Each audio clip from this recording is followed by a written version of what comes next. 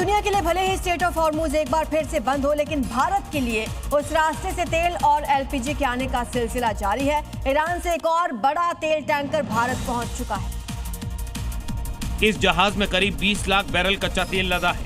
ये tanker Hormuz की नाकाबंदी की खबरों के कुछ घंटों पहले ही ईरान से भारत के लिए निकला था और अब बगैर किसी रोक टोक के ये भारत पहुंच गया है।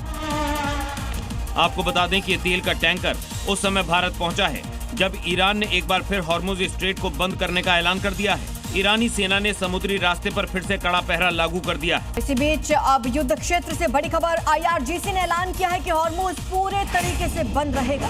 बयान के मुताबिक अमेरिका की नौसैनिक नाकेबंदी हटने तक कोई जहाज, किसी भी देश का जहाज यहाँ से नहीं गुजर सकेगा। तो ये रूट दुनिया के करीब 20% तेल व्यापार के लिए अहम है। इससे वैश्विक आपूर्ति और कीमतों पर बड़ा असर पड़ सकता है। तो एक तरफ डोनाल्ड ट्रंप की तरफ से ऐलान किया गया था कि हॉर्मुज खुल चुका है। अब्बास अरागची विदेश मंत्री ईरान के, वो भी यही कह रहे थे कि हॉर्मुज खुला है, लेकिन अब IRGC ने बड़ा फैसला किया। तो मिडिल ईस्ट से बड़ी खबर है, हॉर्मुज स्ट्रेट को लेकर तनाव एक बार फिर से बढ़ गया। ईरान ने दावा किया है कि उसने स्ट्रेट ऑफ हॉर्मुज को पूरी तरह से बंद कर दिया है।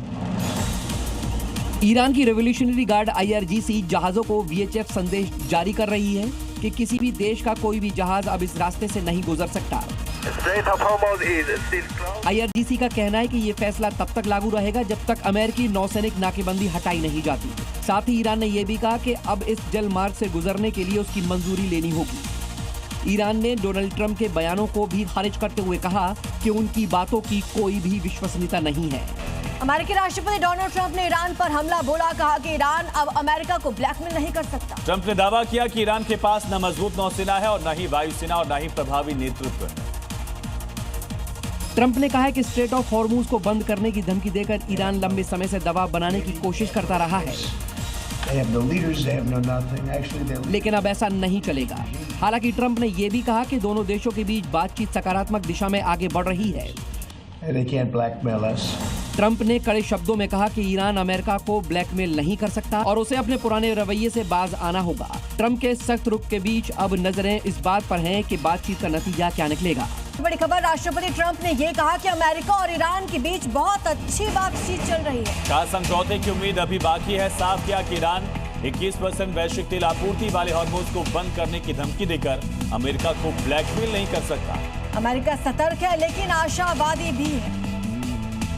ईरान के इस्लामिक रेवोल्यूशनरी गार्ड यानी कि IRGC ने हॉर्मुज स्ट्रेट में 2 जहाजों को निशाना बनाया, जिसको लेकर भारत ने ईरानी राजदूत को तलब कर दिया। IRGC गार्ड्स ने इंडियन कार्गो शिप को घेर लिया और वापस लौटने का फरमान सुना दिया। इसी बीच 2 जहाज जग अर्नब और सनमार हेराल्ड पर ईरानी गन बोट्स ने गोलीबारी कर दी। इन जहाजों पर भारत के झंडे लगे थे, इनमें कच्चा तेल भरा था। ये घटना केशम और लराक आइलैंड के बीच में हुई। उस समय एक जहाज ओमान के उत्तर पूर्व में 37 किलोमीटर आगे था। फायरिंग को लेकर भारत सरकार ने नई दिल्ली में ईरान के राजदूत को तलब करके विरोध दर्ज कराया और वादा भी याद दिलाया। ईरानी राजदूत ने भारत की बात को अपने अधिकारियों तक पहुंचाने का भरोसा दिलाया है।